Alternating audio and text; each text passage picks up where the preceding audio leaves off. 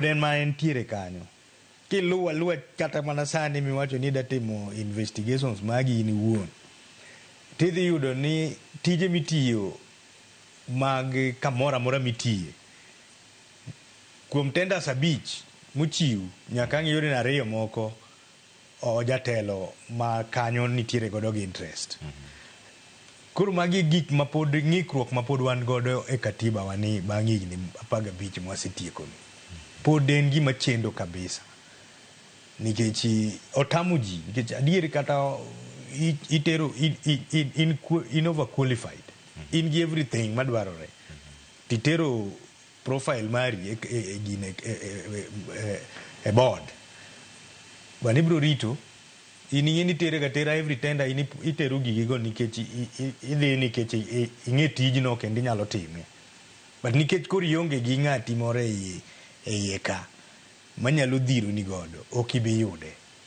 To joma yude gi te ka ok en MCA to en owadgi MCA to en waziri mantiere county ka to en mane iye ka idole mane put kanyo kata nyaka sirkal gini osebedo ka hinyo wate mineno ka kelo weche mag impeachment mang'eny bende gigi tenders moko bende ntiere ma tije moko ntiere ma gitiyo to gitamo jowadgi bende kelo lweny ni endi. Koro higni 15 pod wan gi ng'ikni kabisa sana interest marwa kaka jotelo ma kanyo to pod wakwayo jopiny notem ng'iyo yo mewanyalo konyore godo mondo gini ogole kabisa. To gini bende gole tek nikech pesa wuothe.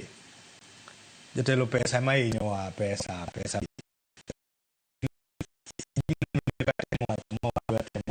ni impeachment ni yore mang'eny kele. Impeachment mag governors gi yore mag kata mana weche gi kele.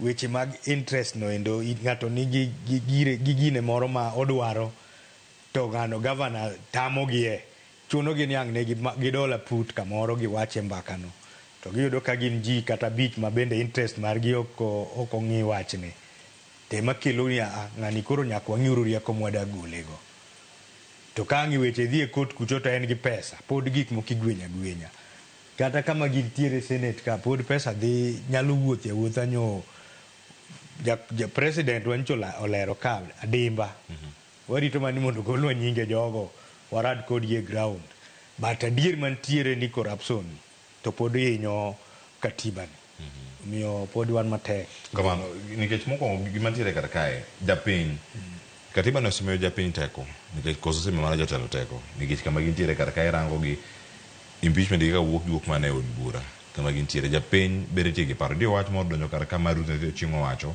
samano dhi nyime ka twak o wacho ni gino nego beni wuok kuom japiny kabiro malo impeachment mago yo mato osemedore pacho ka to jotelo mamalo ka jatelo mamalo ok dwari tiende ni ikele nyim seneto mari rumana gi kanyo mano bende kama intiere kare wacho ni katiba bende uchalo kaka pala mano ma kata ligangla ya bero ng'adi iko ni duto kama intiere nyang'ado jite katiba onego beni ng'ado jite chik en ga ni onego beno ng'ado jite to time na ding'are kumoro achiel ka sani but sani to ng'ado japiny jotelo winjo maber katiba konyo jotelo moloyo piny monego beno konyo adier nyako no wacho wach moriere kabisa katiba hinyo jopiny manolose to gero jotelo to nikech japiny onge teko en kosewache gisetieko magiyiere ni koro mae gima wadwaro lakini koro kaka gidhi wache mbele kacha gi jok matin ok gidhi time gima japiny dwaro ok tim to kama japiny nyalo dhi be onge mineno ka ni gik moko kethore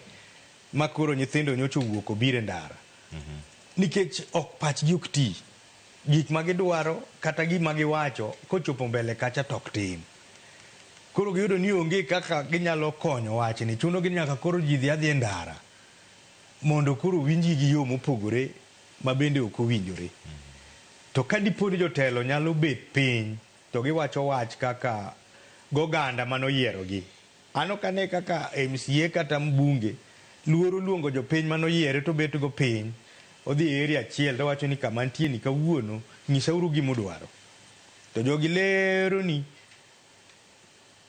tiwinjo tiwachonegi ni anto ma gima ema dhi timo, titim ne jopiny gima gidwaro ma gin bende giyie godo. Onge teko, but ok ginyal timo nikech corruption. Kotimo pach japiny cha samoro gi budget ma en go to gi pesa moda kawe iye kanyo, kata gi token modwa wuok godo kanyo no, ok onyal yie. Omiyo katiba to ber ndi, kendo koro anto santa mor. Agone jakom marwa mwaluoro Raila Amollo Odinga ni kaka koro nyose donjo mar konyo President Ruto ni, gik moko bedo mabeyo. Kata katiba ni an gadieri ni kaka koro make nyi neno ko wuoyo kabisa e wachni. Tenbe maendi ne paro manen manukelo. Ang'eyo ni koro gik moko dhi bedo mopogore. Nikech baba to anto kaka ng'eye gi higni maseng'eyego, gimochwe koke nyaka bed mana maber. Omiyo lwenje matindo gi agombo ni koro kawogi. Ong'i ane ni kapok wachopo 2027 to bende wadhi neno pogruok gi ber mar katiba manokelonwa ni. Kamano. Erokamano ahinya.